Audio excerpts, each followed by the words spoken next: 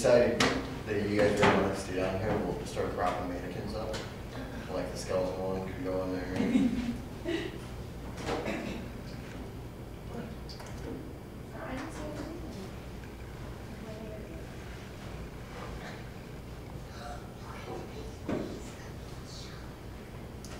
Okay, thank you all for participating and coming.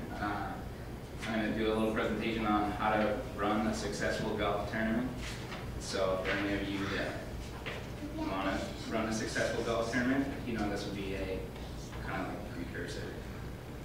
But anyway, so some of the reasons why you want to have a golf tournament, you could raise awareness for a cause like autism, breast cancer. You could raise money or awareness for your community food bank, you know, things like that. Raise money, again, you know, for charities like breast cancer research or anything like that. You could also have a memorial, like if you had a relative that really liked golf or something that died, you know, it's kind of a nice way that you could get together, friends and family, and just remember them and have some fun. And lastly, just have fun. You could, you know, just do like a family reunion or a buddy's golf trip. So you know, those are just a few of the reasons why you want to have a golf tournament. Some of the keys to preparation for planning one.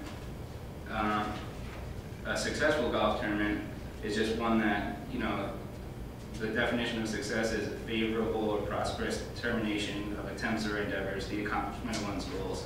So to run a successful golf tournament would be, you know, you just set yourself a goal and then, you know, accomplish that goal.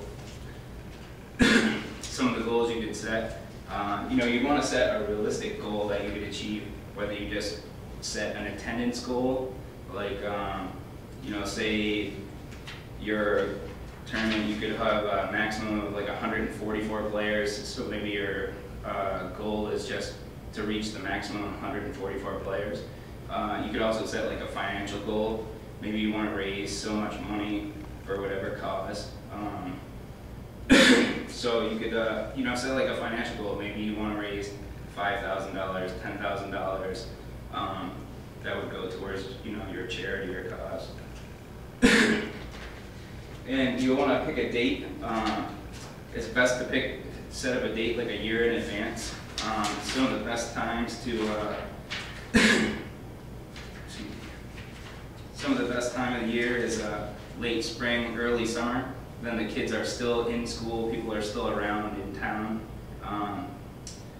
So they're less likely to go on vacation, less likely out on trips. You want to avoid setting it up just before a holiday weekend or just after. You know, a lot of times people go on trips, so you won't have, you know, the participation.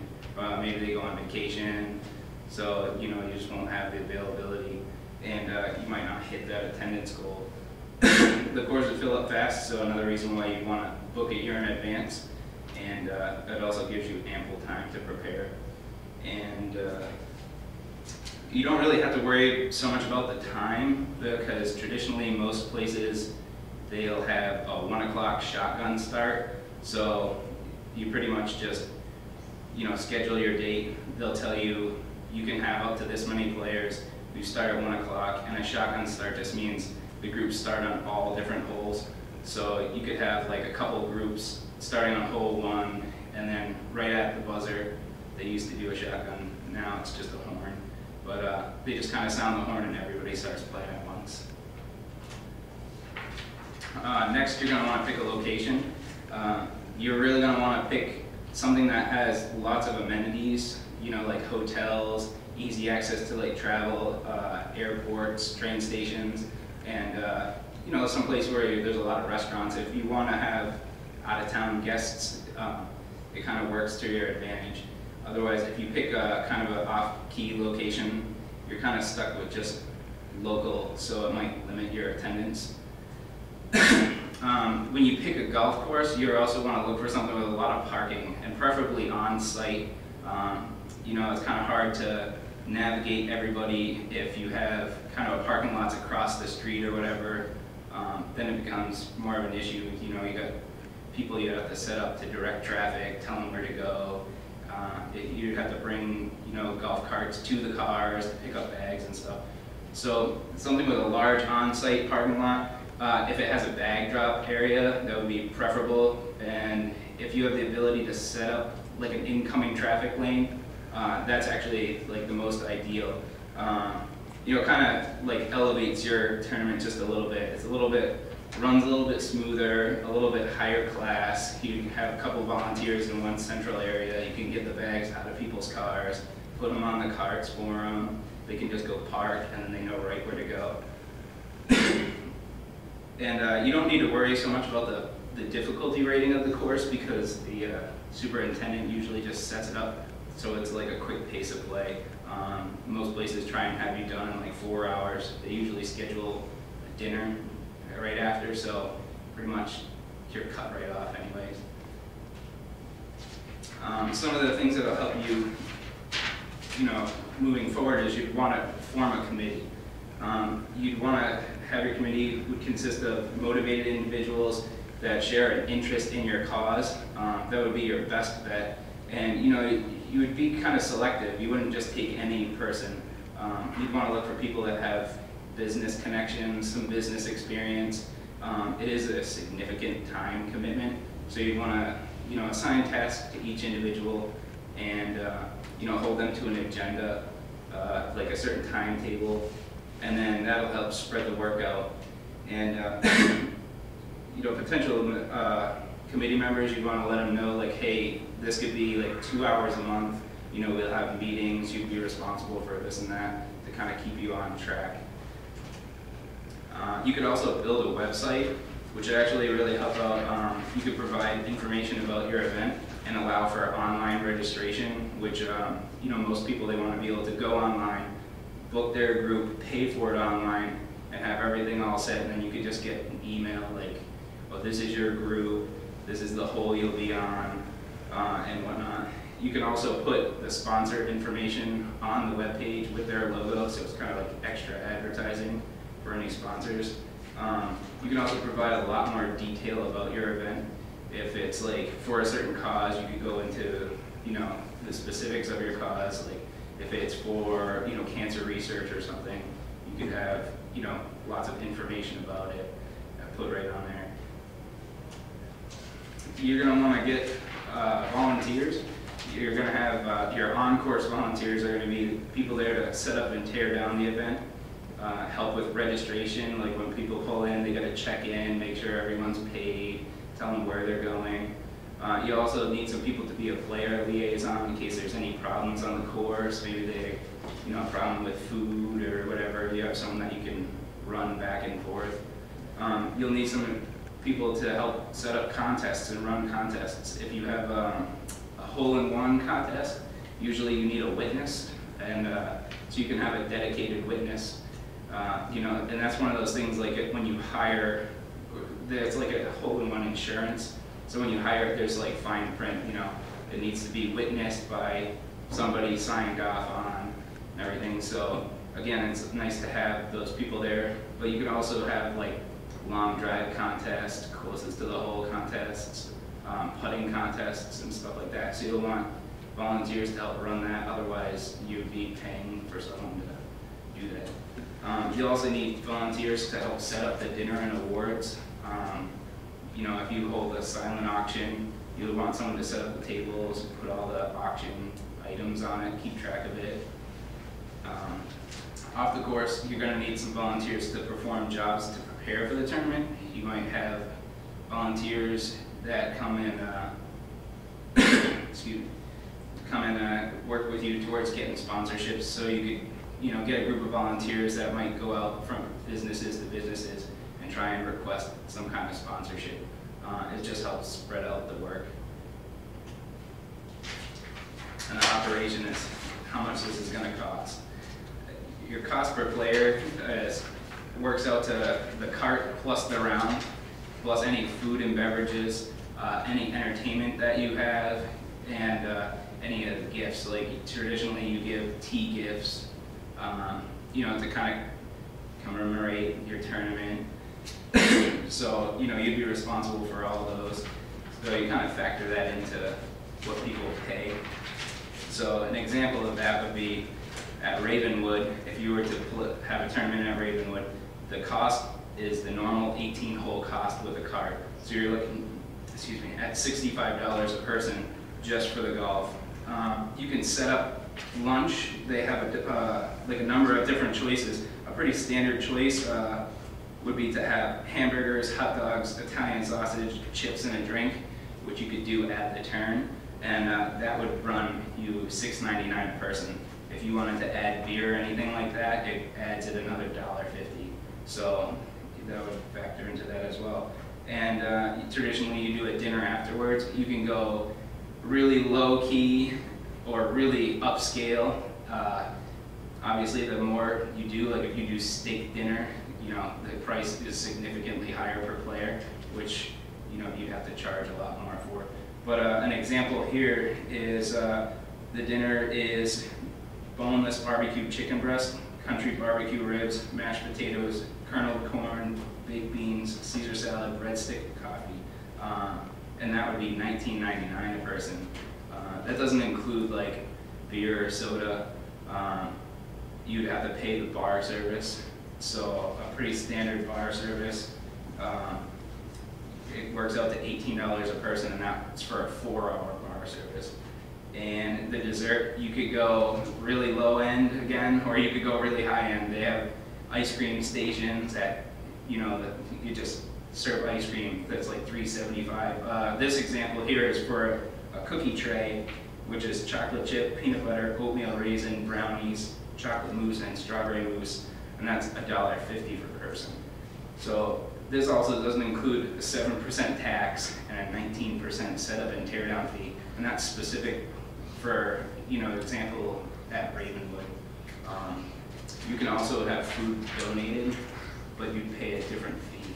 But it'd be a way to keep costs down. Some of the additional costs, like I had mentioned before, the tea gifts, sponsors gifts, volunteer gifts, if you're going to give out individual gifts to them, or just do like a dinner or something, trophies, any other prizes that you would do. The on-course beverages, if you wanted to supply drinks on course, you could either have it donated, or if you were to have the golf course provide it, it's an extra $1.50 a drink, $2 for beers. So then that would be, you're basically paying a la carte for whatever is consumed. You also have to budget for damages. If people get rowdy, crash the golf cart, you have to pay for that. So, you know, that's another thing you'd have to kind of budget in there. Appearance fees, if you have any, like a celebrity, or you want to have a long drive player come and do like a demonstration or anything like that, a comedian or something, you would have to pay additional appearance fee. And another thing you could do as a photographer, like if you wanted someone taking pictures, you could also sell those pictures back. That could be a way to kind of raise money. But again, you'd have to pay the photographer. So, you know, those are just some of the additional costs that you would have to factor in. Ways that you can keep your costs down, like I mentioned before, donations. You could have the food, drinks, prizes, auction items. You could, you know, request donations.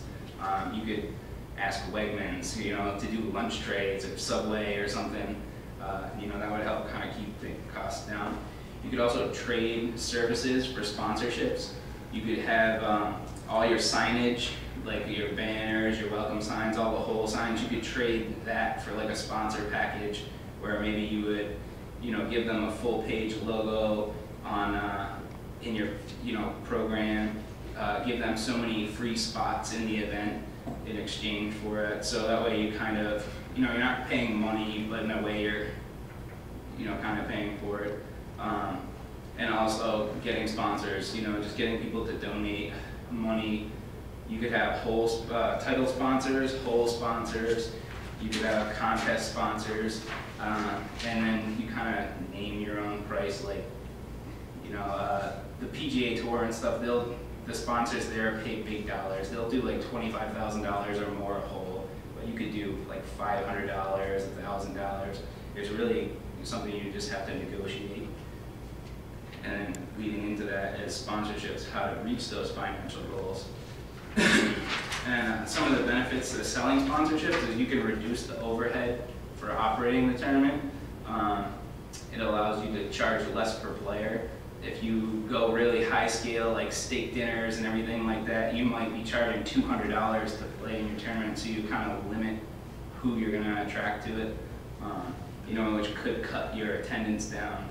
So, you know, it'll help you attract more players if you can charge a lower fee. You could also potentially raise more money if you have less overhead, you know, less cost, and you get more sponsor dollars in. Then that's all money that would go to whatever your cause is. You can also increase your awareness.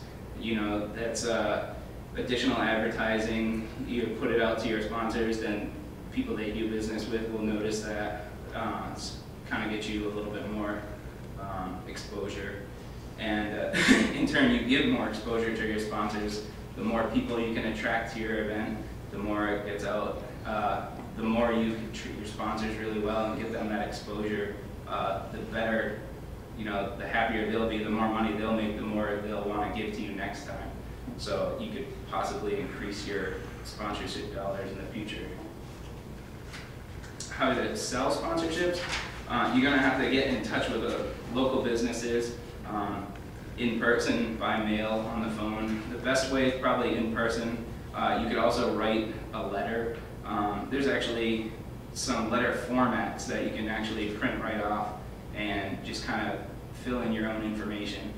And you're going to want to, you know, supply a draft of detailing what you expect. Like, oh, you know, you want a sponsorship. You charge like $1,000 for a hole. If it's a signature hole of the course, you know, you might ask for $1,500, and then you tell them exactly what they would get in return. You know, you put their logo and their ad in your program, put it on your website. You know, obviously you could tailor it to, you know, if they're like the title sponsor, you could put it on a big welcome banner, a full page ad in your program to kind of give them a little bit more bang for their buck, so to speak. The types of sponsorships, again, title sponsor, that could be like the overall sponsor for the whole event. There you could do golf cart sponsors and put signs on the cart where, you know, the golf cart fees were paid by. So each cart would have like a little sign who the sponsor is. You could do the hole-in-one sponsor if you ran a program. You know, they do cruises, they do $1 million. You could run it for a car. They do all different kinds of hole-in-one contests, but you could have somebody sponsor that to cover the costs. You could also have a longest drive sponsor, a closest to the pin sponsor. You could have someone sponsor the driving range, so you would put a big sign out there. You could have individual hole sponsors, all different things that you could have people donate money towards. You know, in return, you basically offering advertisement. Attracting participants, how to fill your tee sheets. You're going to want, first off, personal relationships like family, friends. You can also hold a couple responsible for, you know, like if one person, you know, in your family, you could have each person try and fill their own foursome.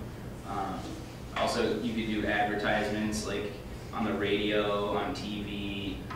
You could advertise social media. And through the business relationships with some of your sponsors, you could have ask your vendors, you know, ask your vendors to contact some of the people they do business with in exchange for spots on your program. You could want to make your event unique. You could try booking a celebrity. Maybe you have a friend of a friend who's friends with, you know, somebody famous that would come down relatively cheap. You could book a band, you know, to play during dinner, a little thing afterwards. You can have a long drive demonstration, you know, by a long drive champion. You can contact Jamie Sadlowski, have him crank a few. You could have a touring professional come and teach a clinic. There's actually quite a few that are from this area, mostly in Greece. But yeah, you could have them come teach a clinic. That would help get participants. And where you can, your resources, where you can go for help. There's a couple really good planners. Golf Digest Planner. You can sign up. It's actually, if you give them your email, it's free, and you'll get like a whole booklet that'll give you almost step by step of how you can go solicit sponsors. They'll give you basically a timetable, like at this many days you should have done this. So it kind of helps you stay organized. They'll printouts of Excel spreadsheets so you can kind of budget, figure out what your budget is, and also Excel spreadsheets of dividing up the work. You might need this many volunteers to run this, that many volunteers to run that. So it's kind of a nice little thing to get you started. You can also pay for their service, and it's basically all inclusive. They'll set up the website for you, they'll run all the registration for you, they'll get sponsorships for you. Obviously you pay for all that. Another one is golfregistrations.com. They're sort of the same thing. It's free. They'll give you letterheads so that you could, basically fill in your name, your tournament name, what your cause is. It'll tell you what you should say when you try and get sponsorships. So you could basically just pull it up on the internet, fill in your information instead, hit print, and hand these out, to solicit companies for sponsorships. So that's a couple quick resources. You could also Google search. There's a number of other companies that do it too, but those were two pretty good ones. And my resources, I would like to thank Jim Schoen, head golf professional at Ravenwood Golf Club. He met with me to help run down exactly what to do and how about doing it. And Jennifer Gossett, she's the event manager at Ravenwood. That's how I got all the food and event cost information. Mike Source from the Rochester District Golf Association went over a tournament setup, which is actually kind of way beyond what you would do for this. It was more for professional tournament level or really high-end competition. And of course the United States Golf Association, where you can pull up a lot of stuff about tournament information. Again, that's kind of like really high competition level, it's not so much charity as it is if you're going to run your own tournament. Thanks for coming. Any questions? Did you know the Google Wire? I did. Is it funny?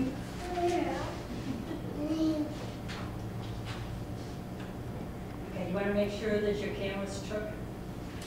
Yeah, that's probably a good idea. You want to make me like a fundraising You made me want to mess with you the entire time I had kicked until I couldn't. Let's see.